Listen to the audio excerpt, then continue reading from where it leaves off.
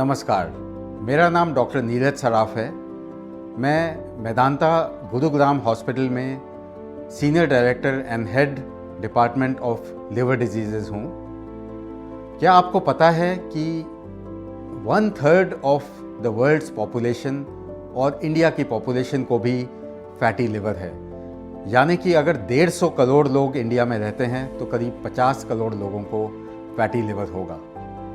ये fatty liver क्या है, ये किसको होता है, इसका आगे क्या होता है, ये आज हमारी टीम आपको बताएगी। जो लोग मोटापा होता है, जिनको डायबिटीज़ होती है, जिनको ब्लड प्रेशर होता है, जिनको कोलेस्ट्रॉल बढ़े हुए होते हैं, उनमें इस बीमारी के होने के ज़्यादा चांसेस होते हैं। तो ये एक मेटाबॉलिक डिजीज़ है जो कि ना कि सिर्फ लिवर बल्कि हार्ट और किडनी जैसे ऑर्गन्स को भी इन्वॉल्व करती है। इसीलिए इसको अब हम फैटी लिवर की बजाय metabolic associated fatty liver disease बोलते हैं। एक नॉर्मल लिवर में फैट नहीं होती है। फैटी लिवर का मतलब है कि लिवर में चर्बी आ गई है। 5% से ज़्यादा लिवर के सेल्स में फैट आ जाए तो हम उसे फैटी लिवर कहते हैं। ये बहुत ही कॉमन है। हमारे भारतीय पॉपुलेशन में 40% लोगों को फैटी लिवर है। ज़्यादातर लोगों में ये fatty liver and stage liver disease में चेंज नहीं होता है, जिसको हम सिरोसिस बोलते हैं। बट लगभग 10% के करीब लोगों में ये लिवर इतना ख़राब हो जाएगा कि सिरोसिस हो जाएगा। इस लिवर में कैंसर बनने की संभावनाएं भी होती हैं और बहुत से सिरोसिस वाले लोगों को लिवर ट्रांसप्लांटेशन की ज़रूरत पड़ेगी। अभी हम मैस्ट सेल की ट्रीटमेंट के बारे में डिस्कस करेंगे, जिसमें दो प्रमुख इलाज के स्वरूप है। एक तो लाइफस्टाइल मॉडिफिकेशन और दूसरा है फार्माकोथेरेपी या मेडिकल ट्रीटमेंट। तो मेजॉरिटी ऑफ पेशेंट्स में ऑलमोस्ट 80 से 90% लोगों में सिर्फ लाइफस्टाइल मॉडिफिकेशन की ज़रूरत होती है, और जिसके दो प्रमुख एस्पेक्ट्स हैं। एक तो डाइटरी मॉडिफिकेशन और दूसरा है एक्सरसाइज।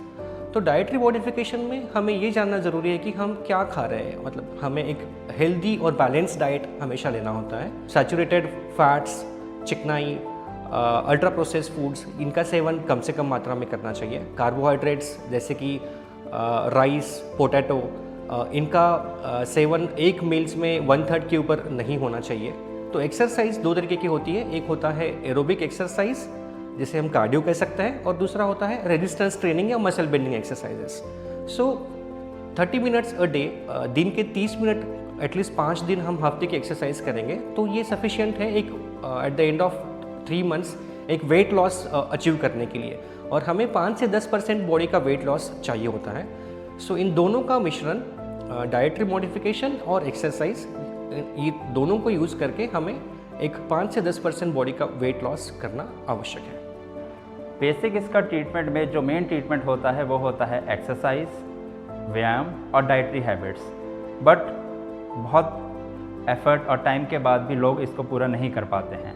ऐसे में रोल आता है फार्माकोथेरेपी या दवाइयों का। ट्रीटमेंट ऑफ नेफल्ड या मैफल्ड में कोई एक सिंगल दवाई नहीं है जो सबको अफेक्ट करती है। इसमें हमको टेलर बेस्ड थेरेपी देनी होती है, डिपेंड ऑन पेशेंट को अंडरलाइंग कौन सी बीमारी है, जैसे कि डायबिटीज़, डिस्लिपिडीमिया, ओबेसिटी या फिर कोई हार्ट की बीमारी। हालांकि जो इसमें से सबसे अच्छी दवाइयाँ हैं वो है विटामिन ई, जो एक एंटीऑक्सीडेंट और एंटी इन्फ्लेमेटरी का काम करती हैं। इसके बाद आजकल मार्केट में न्यूअर मॉलिक्यूल भी आ रहे हैं, जैसे GLP-1 और GIP एगोनिस्ट, जिसका नाम है ट्रिज़ेप्राइड या फिर मंजारो। इसके बाद कुछ दवाइयाँ जो मैश को रिवर्स करने में हेल्प करती हैं, जैसे कि रेस्मेट्रॉन, वो भी आजकल मार्केट में आ रही है। इन सब दवाइयों के समूह से हम लिवर की फाइब्रोसिस, उसके इन्फ्लेमेशन को कम कर सकते हैं और अपने जीवन को बेहतर बना सकते हैं। Thank you. तो आपने आज हमारी टीम से फैटी लिवर के बारे में सारी जानकारी ली कि फैटी लिवर किसको होता है, ये किसको प्रोग्रेस करता है, इसको कैसे हम प्रिवेंट कर सकते हैं और कैसे इसको हम ट्रीट कर सकते हैं। तो अगर आपको फैटी लिवर है या आप किसी दोस्त को, रिश्तेदार को फैटी लिवर है, तो वो इसको इग्नोर ना करें, किसी लिवर स्पेशलिस्ट को दिखाएं और इसका तुरंत इलाज कराएं।